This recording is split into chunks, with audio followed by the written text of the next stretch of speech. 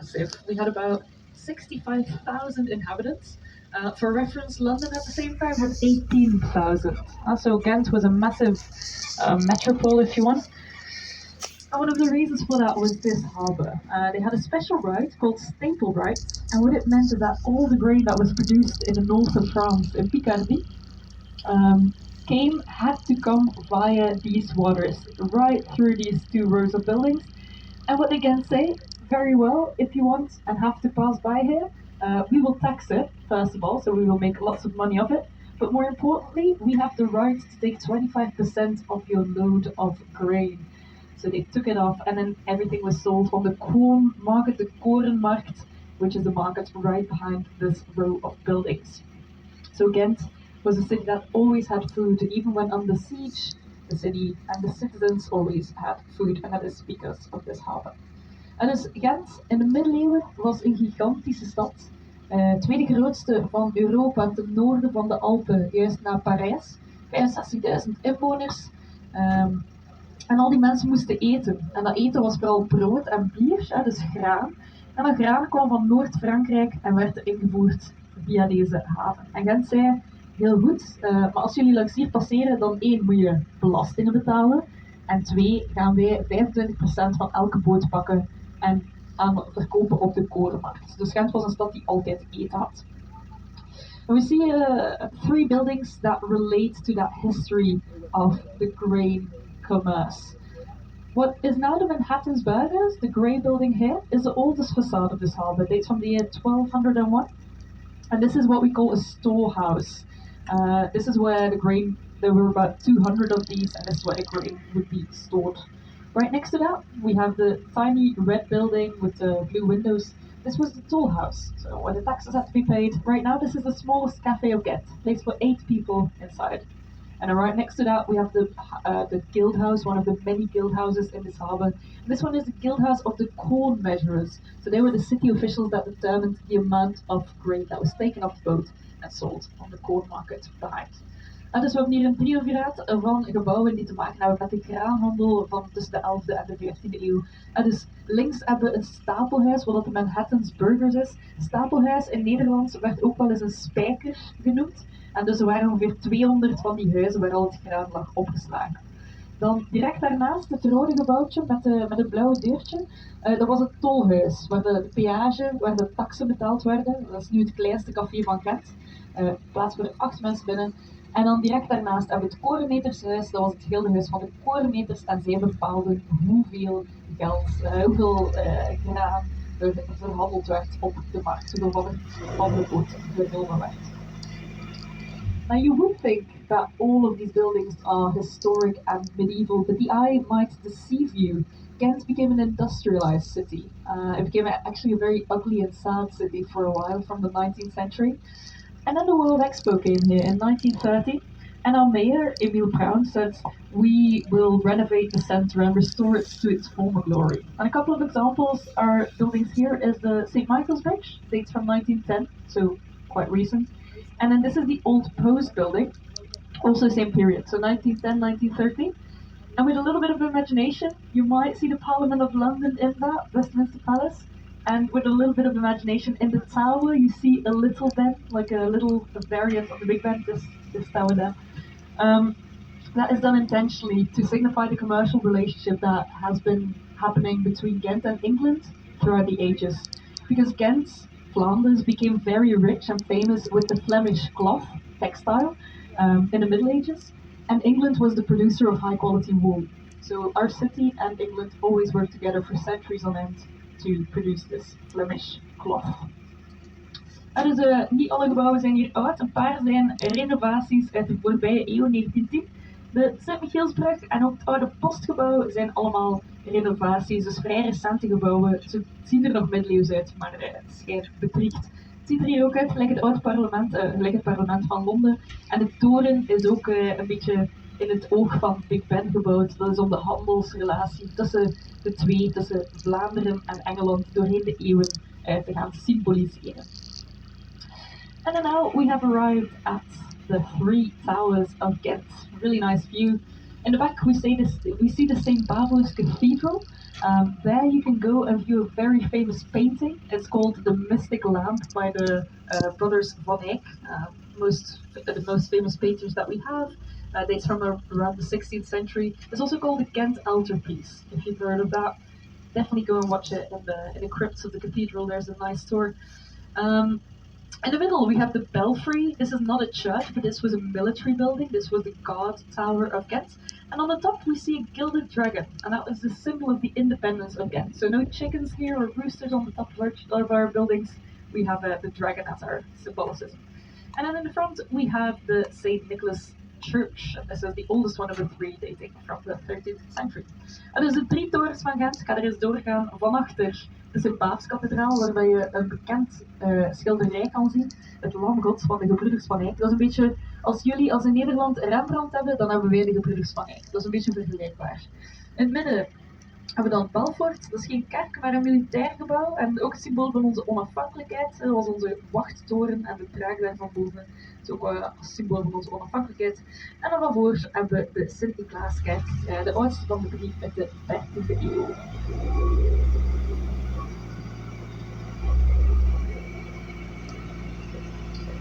On the building here you see some street art, some graffiti, I would say. You also can see a little bit of one of the panels of the Mystic Lamp. And this was done as there was a movie being made, Monument Man, with George Clooney. After the premiere, George Clooney was going to come to Ghent. And about 200 women came to wait for George Clooney outside of the hotel where he was going to be at in the pouring rain even. But George Clooney never came, so he had to come in the rain. For nothing. Belfort is ook een muziekinstrument waar in Belfort, wat we daar zagen, waar dat elk kwartier een ander tijdje uitspeelt. Dus elk uur hetzelfde, maar dus elk kwartier zijn 4 nummers die eruit komen. And then on the right here we have the old convent of the Dominicans. Dominicans was a strict Catholic religious order that was sent to us to, turn us Catholic. Now it's used by Ghent University for congresses. Dus het klooster van de predikeren, de Dominicanen, dus een strikte religieuze katholieke orde. What's special about this building is a little outhouse here with a half circle. You know what speciaal is hier? Is het rode gebouwtje hier. Can anyone guess what that might have been in the 13th century? Retake it. Anyone? Weet je iemand wat dat zou geweest zijn? It was their toilet. Yeah, the bathroom. Not only that, it was the only toilet for the entire building. So you can imagine, about 150 friars used to live here. Every morning, if you were walking here, you could see them lined up to each take their turn one by one. Don't say that is how the term holy shit was invented. En dus de 150 paters die woonden, moesten allemaal in de enige toilet. En die toilet kwam rechtstreeks uit in de wc. En dus in de middeleeuwen werd er hier als open water riool gebruikt.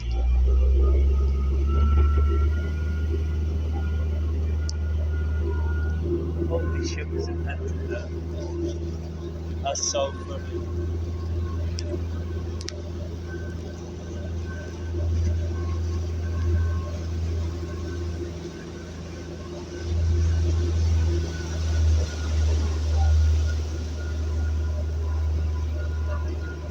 Second-hand book market is coming up a little bit earlier today. Every Sunday there's a second-hand book market. It goes all the way through the Onion King, I suppose translates to. But today it's raining, so it doesn't make sense to leave the old books there. Dus hier elke week, elke zondag, is hier een tweedehands boekenmarktje dat in heel de kade staat. Maar vandaag stoppen ze er iets vroeger mee door de regen. Ghent is a city that loves street art, and here we see an example of that. Ghent houdt van street art en graffiti, en hier is een voorbeeld daarvan. This work changes every month. So every month something new is allowed to come in and make something new. Dus elke maand mag er een nieuwe artiest komen en iets volledig nieuw maken op dat punt.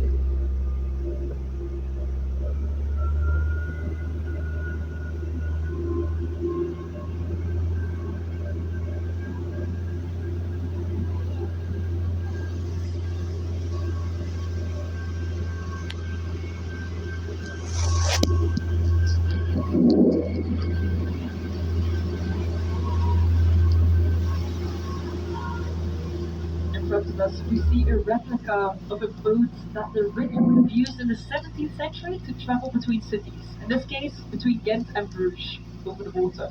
Right now, by train, the journey is about 20 minutes.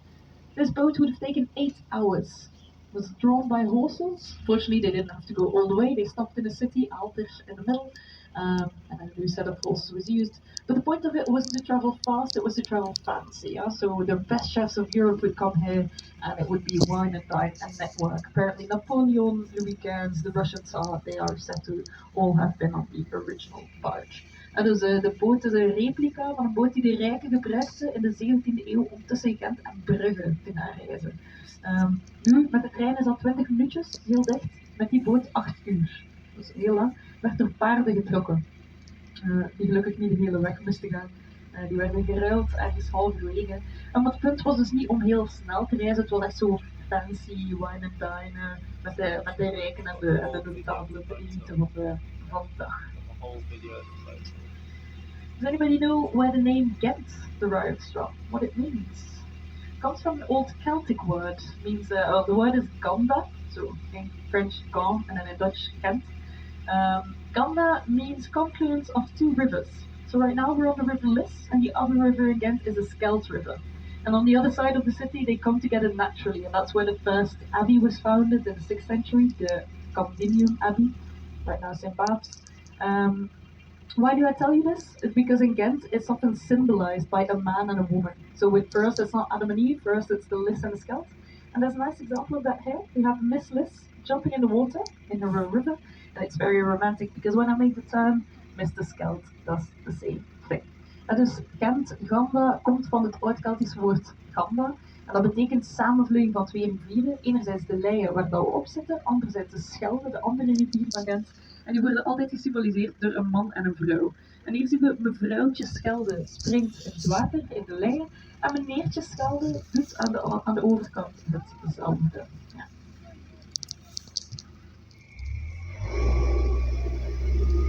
You're opposite away from that line. Oh, this is good. Look at that.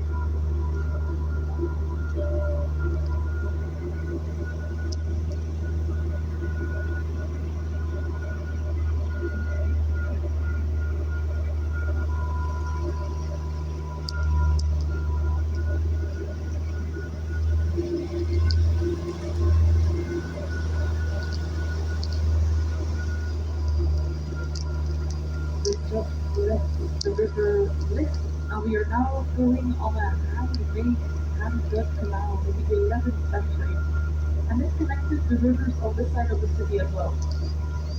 By doing it, Ghent became completely enclosed by water, so it was much easier to get down the So if we would take our boat here in the 11th century, this would have been the outer walls of the city that Ghent was.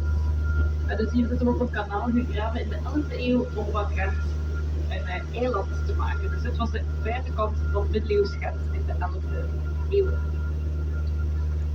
Here we have the Handelsbeurs. This is now a music venue. Jazzy music, pop music, mostly the genres. National paintings here. There's one monkey here, and if we turn around, we will see a bird. And this is done by the Parisian ensemble Monkey Bird Crew. Very easy to recognize. En dus we hebben hier de twee schilderijen. Enerzijds een aap, en dan zo achter ons kijken zien we een vogel daar. En dat door twee Parijse artiesten gedaan, en die heet de Monkey Bird Crew. Dus je kunt heel makkelijk op herkennen. Als je een aap en een vogel ziet, dan zijn het met die een hommage to de beste plaats die is ingeschreven. Get all the cathedral.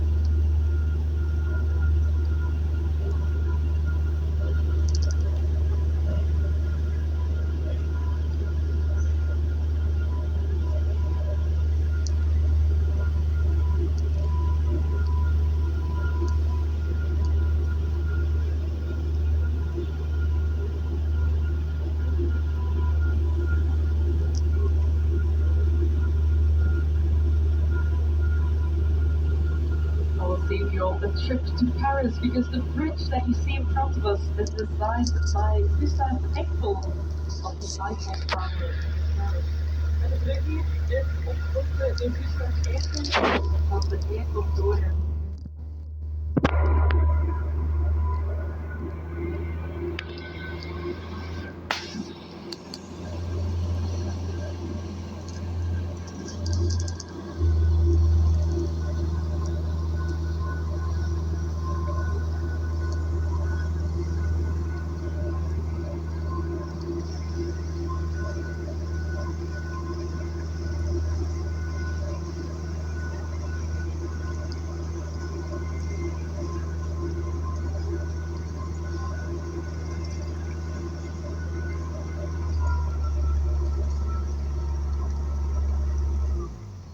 We've seen some nice medieval buildings, and now we see a piece of modern architecture. Here on the right, you see the new Gent Library.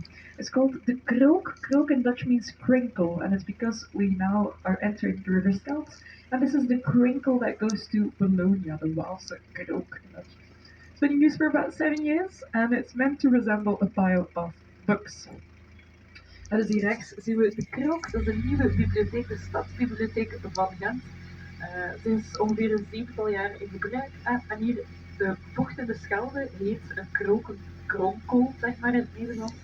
En dat is hier de Waalse krook, dus vandaar dat de regio en dus ook de bibliotheek die naam heeft gekregen.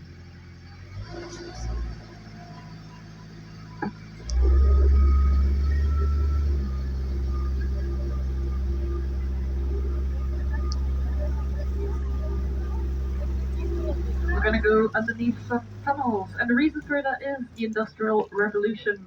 The water quality was really, really bad in Ghent, and it stayed that way for until the last 30 years, until I would say the 80s of last century.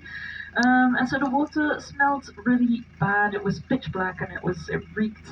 So the city found no better solution than to cover it up with parking lots, a very 1960s solution. On the other end, they've now reopened the river, and maybe someday we will get rid of this as well. En dus we gaan hier op het François Lebrunplein. De tunnels zijn gemaakt omdat het water is vreemd gestoken in de eeuw. En ze hebben niet beter gevonden dan er een parkeerplaats boven te gaan. Dus dat beseft dat het leuk is om open water te hebben in de stad, kanaaltjes. Dus aan de andere kant hebben ze het 7 jaar geleden terug open gehaald.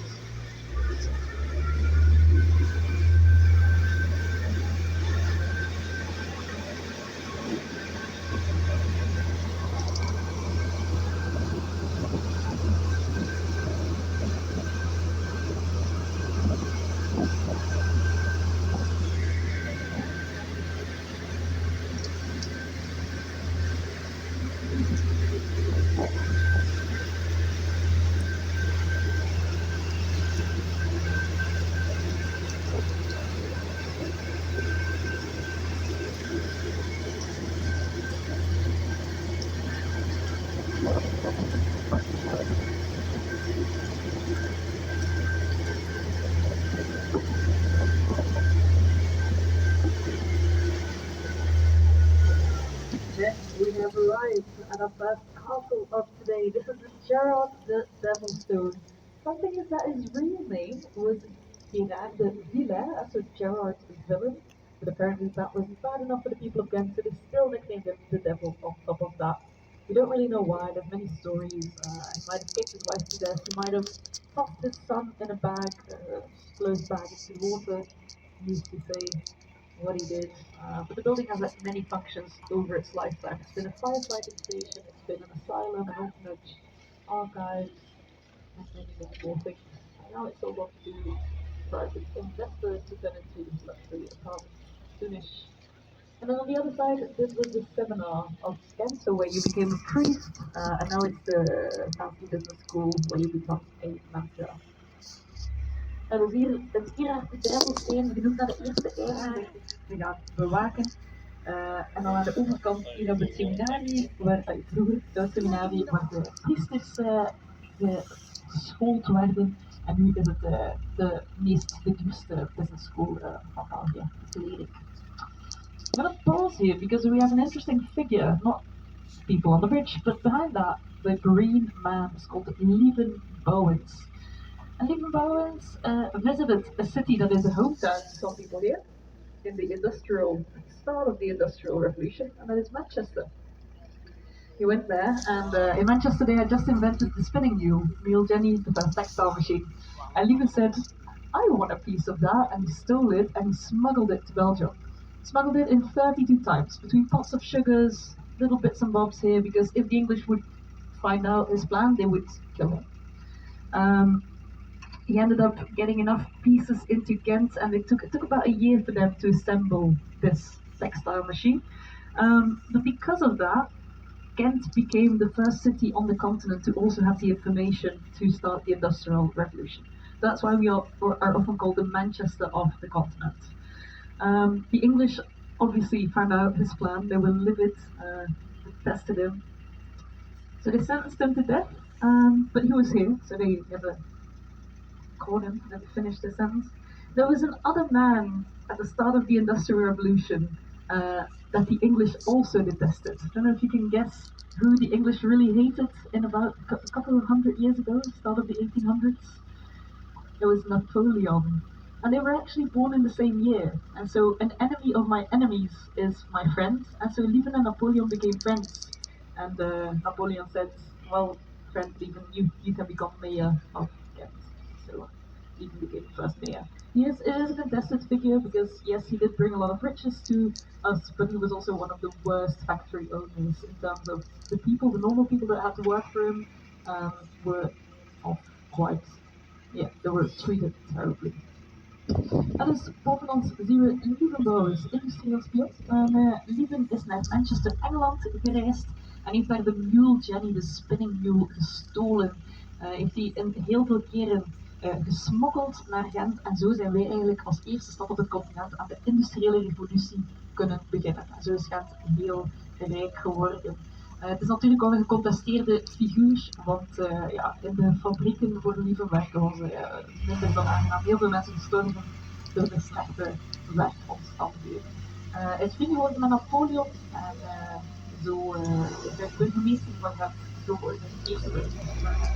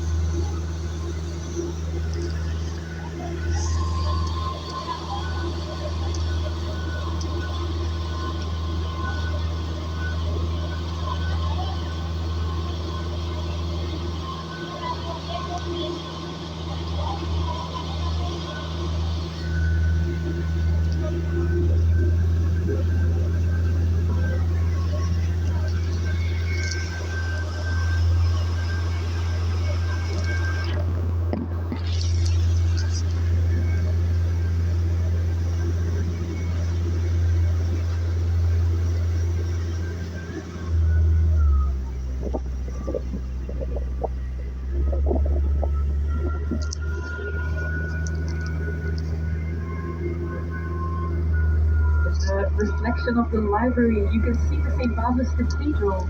And this is done intentionally by the architects to bring together the old world and the new world of Ghent in one image. In de reflectie van de bibliotheek kan je de reflectie van de St. Barbara's zien. En de architecten hebben dat expres zo gedaan, zodat je in één beeld de oude wereld en de nieuwe wereld samen zou kunnen zien.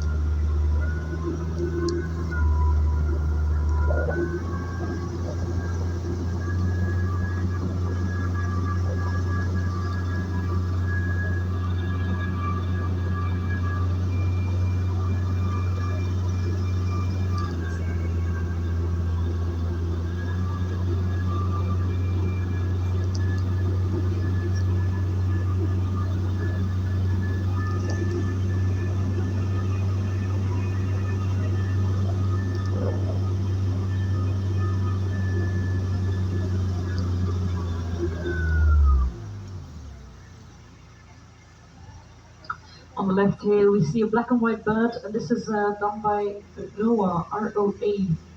It's a bit our own Banksy. We don't know the identity of the person, they're world famous. pieces in London, Berlin, New York, you name it, it will be in a highlights tour. But we only know that it's a guy and we know that he's from Gent. So it's nice to have a piece in his own time. En de vogel die we hier zien, dus wordt dan witte vogel, de kraai, is van wet van Roa, R-O-A. En Roa is een beetje de Gentse fancy, zeg maar. Ja, we weten dat hij van Gent is, we weten dat het man is, maar voor de rest weten we niet dat het identiteit is. Dat is zo. Dus ook heel vaak op highlights doen in de rest van de wereld.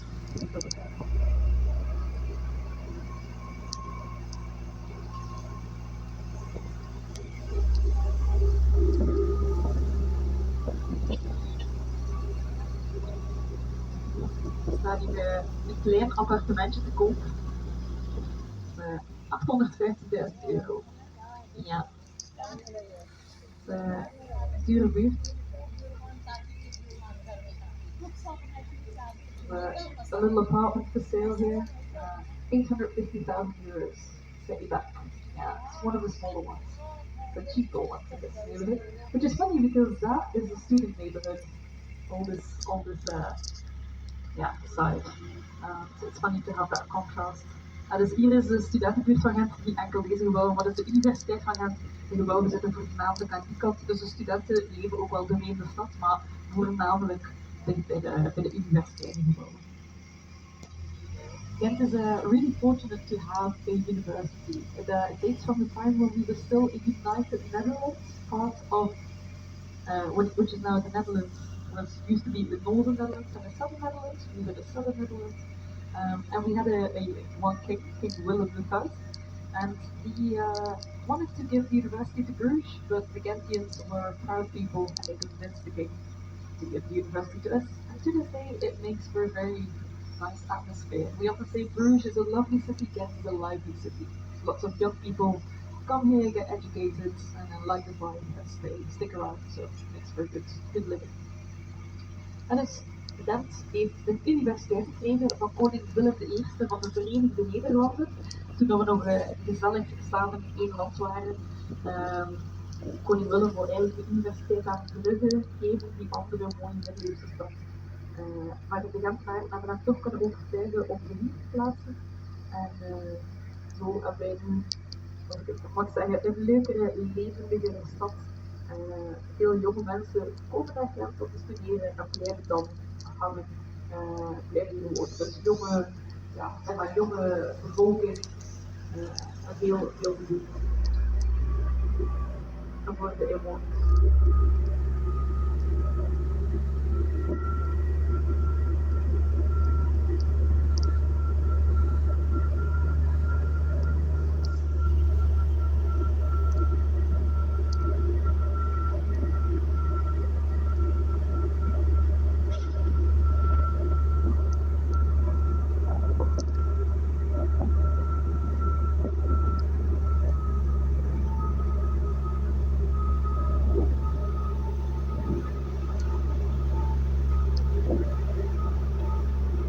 Right here we have the Old Justice Palace. It was built in the years after the Belgian independence. So King Willem was our king from 1815 after Napoleon fell. Then 1817 we got the university. Then 1830 Belgium became independent and then this building was constructed.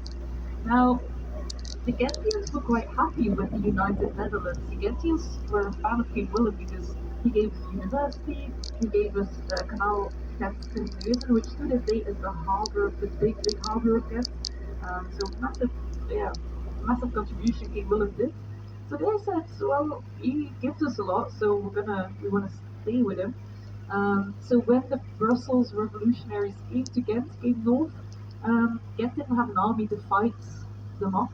And the Brussels revolutionaries were funded by the French, because the French thought if we can destabilize this region, we will annex it, we will take it for ourselves.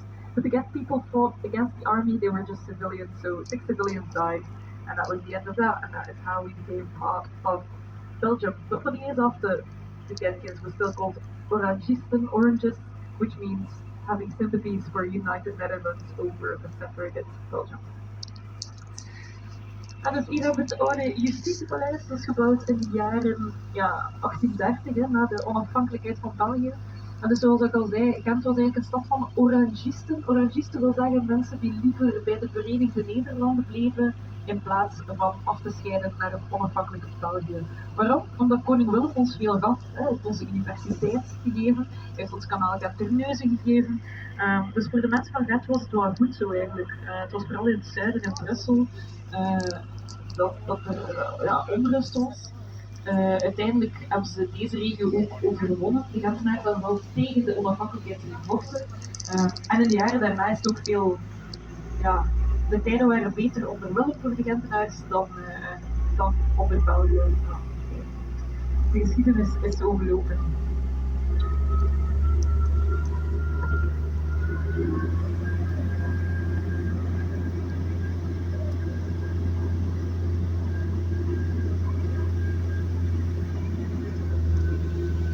The backside of the buildings here is the most famous shopping street. It's called the Valstraat and Field Street.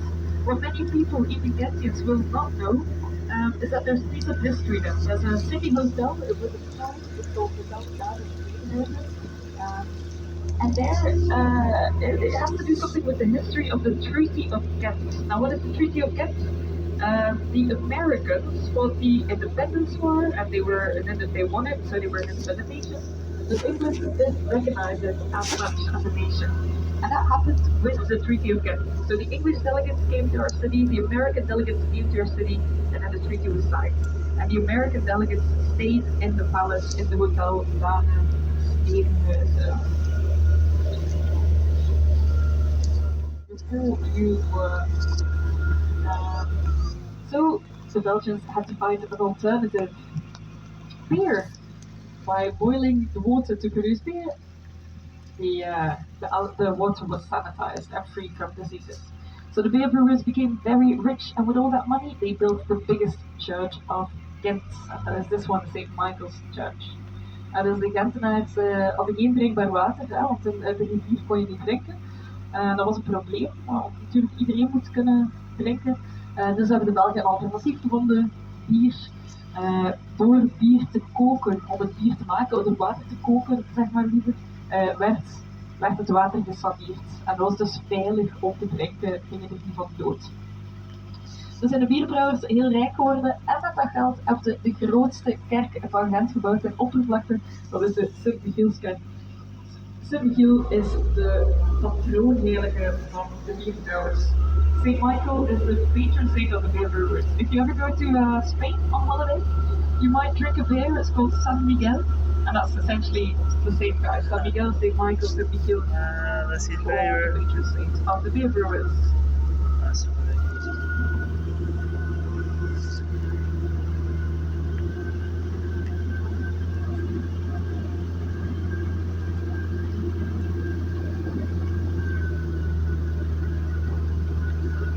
Side, we have a very fancy hotel, we have the Marriott.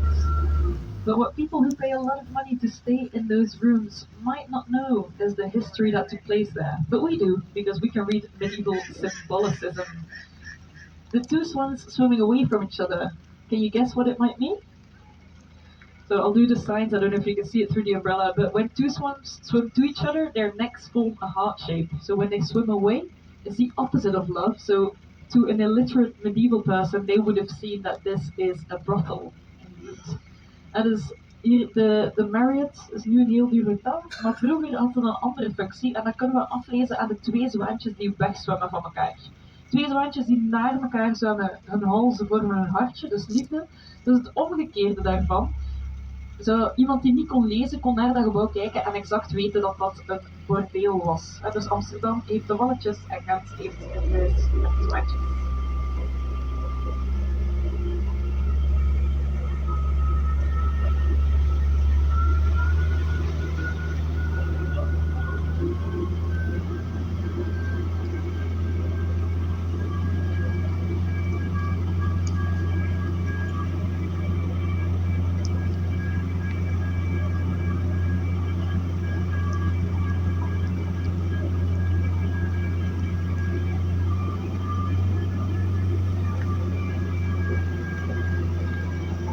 We see the oldest remaining wooden facade of Gent. de oudst overgebleven gouden façade van Gent in linksfront.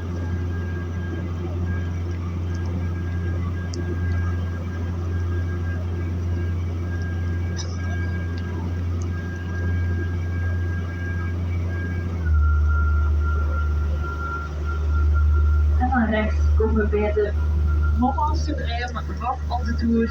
A moment you might have been waiting for. And that is het Gravensteen, het Gravenkasteel, the castle of the Counts of Gent. Initially it was defense against the Vikings that would have loved to come through these spots and raid our abbeys. In the 9th century it was a little wooden tower and a defense. And then in the 11th century, the first Count of Flanders, Philips of the Elzas, went to what is now Syria on crusade and saw something like this building over there. He came back and he said, I want that. So he had a miniature version built in his hometown. And that became then the residence of the Count of Flanders, hence its name. En dus origineel was er een houten torentje in de 9e eeuw als defensie tegen de Vikings, die heel graag naar onze abdij kwamen en alle schatten leeggeroofden, de dorpen. En daarna in de 11e eeuw is Philips van de Elzas, de eerste graaf van Vlaanderen, op de kruistocht geweest naar wat is nu Syrië. En die heeft daar een grote burcht gezien die er ongeveer zo uitzag. En dan is hij thuisgekomen en heeft hij gezegd, ik wil ook zo eentje. En dan heeft hij het laten nabouwen. En vanaf dan woonden de graven van Vlaanderen in het gravenkasteel, vandaar ook de naam. In de 15e eeuw is dat ook nog justitiepaleis geworden. Dan horen we ook nog in de surrounding names, de brug voor ons heet de onthoofdingsbrug. En dus de straffen werden uitgesproken, bijvoorbeeld je wordt onthoofd, werd uitgesproken in het gravensteen en veel onthoofdingen werden hier op de brug dan uitgevoerd. This is called the decapitation bridge because in the 15th century this became the court of justice. Decapitation was a popular sentence, one of the nicer ones, and often the sentences were carried out here. We also have a little prison, the gevangenisje op de brug.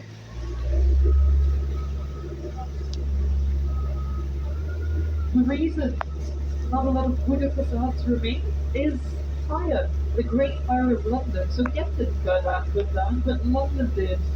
And the other European cities looked at it and thought, it's dangerous to build so much wood so close to each other. So by law it was permitted to build any new buildings in wood. You have to build them in stone. And throughout the ages, not a lot of wood is left because of that.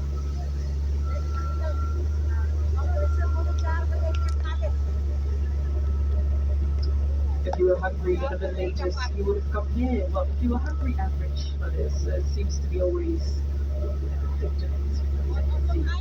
on the right side, you have the Great Butcher's Hall of Gent. On the left side, the Old Fish Mine, so meat and fish.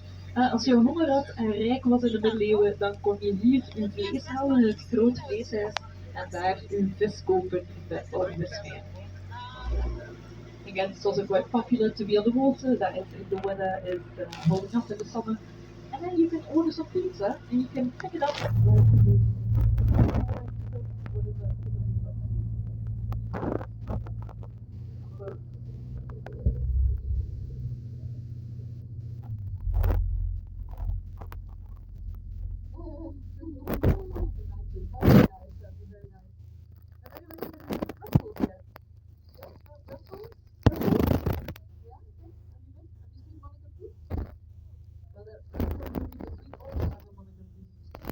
On the white over here, see the little tree guy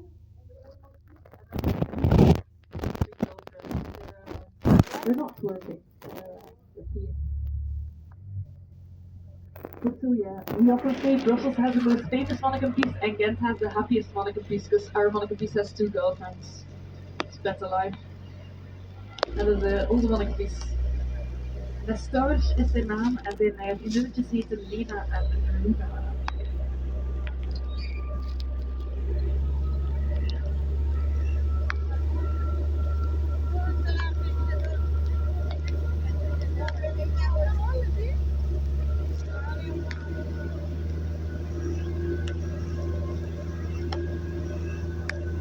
Left side here, really cozy neighborhood. Medieval neighborhood called Pater's Home, home of the friar, the first of the world. It's about 40-ish streets and like cobblestones. If you want to get lost anywhere again, it's probably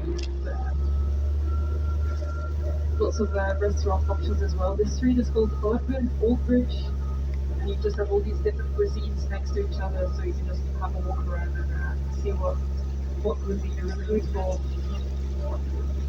En dus aan de linkerkant hebben we een buurt die heet Paterswol. Dat is omdat de paters een waterput hadden in die tijd. En nu is dat een super gezellige middeleeuwse buurt. Als je een keer wilt op wandeling gaat, misschien dat sowieso wel beter is. Dan is dat een super gezellige buurt om in verloren te lopen, heel middeleeuws aanvoelend. Echt een van de oudste buurten.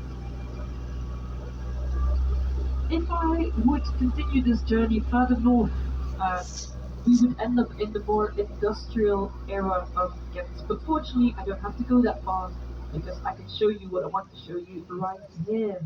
And that is an old textile factory that became a bakery. Now it's a fancy hotel. And this is to remind us of the industrial times of Ghent. Dat is verder noord, als ik zou doorvaren, komen in het industriegebied van Gent, ook in de industriële revolutie. Maar hier staat er ook al een voorbeeldje van wat als vroeger de textielfabriek was. Hè, Gent. Textiel in Vlaanderen is zo in de middeleeuwen en in de industriële revolutie was textiel onze go-to. And so textile has always been one of our number one export products. And I've alluded to it earlier. People like Lehman Brothers became incredibly rich in those days. If you owned a factory, it was happy days. If you worked in a factory, less so. 16-hour work days. The weekend hadn't been invented yet. Children had to work. You had to live in a ghetto owned by the factory owner. You probably died there from diseases. So all in all, not a good time to be a Gentian in those days. And that's when a movement started to fight for the rights of workers, because Ghent is a city of workers, and that was socialism. So socialism for the last 100 years is kind of been strangled in the DNA of Ghent. It's always been a more leftish city in a rightish Flanders because of the history, or because we were the industrial city of this region. En dus als je hier in als ik hier in de industriële revolutie zou gewerkt hebben, dan was het leven niet zo goed. Als je de fabriek, als je eigenaar was, allemaal heel tof om rijk te worden, maar de werkomstandigheden waren verschrikkelijk. Je moest gigantisch lang werken, 16 uur per dag, geen weekends, kinderen moesten werken, heel gevaarlijke omstandigheden, die machines waren levensgevaarlijk, kinderen moesten daaronder kruipen, gingen heel vaak dood. En dan moest je nog een keer in een soort ghetto gaan wonen die de eigenaar bezat, met bijna geen wc's, bijna geen, zeker al geen badkamers. Dus een vreselijke omstandigheden. Dus vandaar dat de mensen van Gent zich geunite hebben en daartegen de eigenaren zijn beginnen vechten, en dat heet dan socialisme. Dus zo is Gent eigenlijk een socialistische stad geworden. We hebben daar nog een paar gebouwen die ons daaraan herinneren.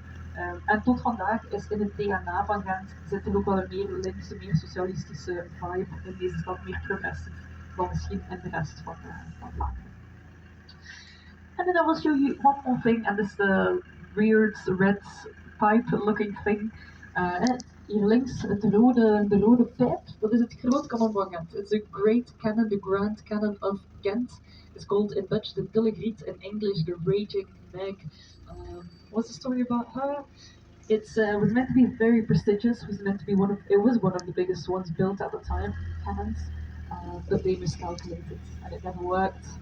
The cannonballs weighed about 200 kilos, and upon firing the cannon, they just rolled out. That was it. So they tried it twice, then never again, and now she's lying there ever since. When I was younger, I look very young, but there was a time where I was even younger. The lid, there was no lid, there was no plastic cover. And the reason that there is a lid now is that, one, people would try to sleep in it, drunk people, and two, people held competitions, how many people can we fit inside the cannon. So if you go and visit it now, you'll see there's a plastic cover. En dus de Dilligriet, twee keer hebben ze geprobeerd, het moest heel prestigieus zijn, het kanon, maar ze schoten het af en de kanonsbal rolde er gewoon uit. En ze heeft nooit geschoten en nu ligt ze daar op rust voor honderden jaren. Dus ja, kan ik gaan bekijken. Ik kan er niet meer inkruipen, want dat heeft er wijselijk een stukje plastic voor gehangen. So I will bring you back to the jet team where you can all go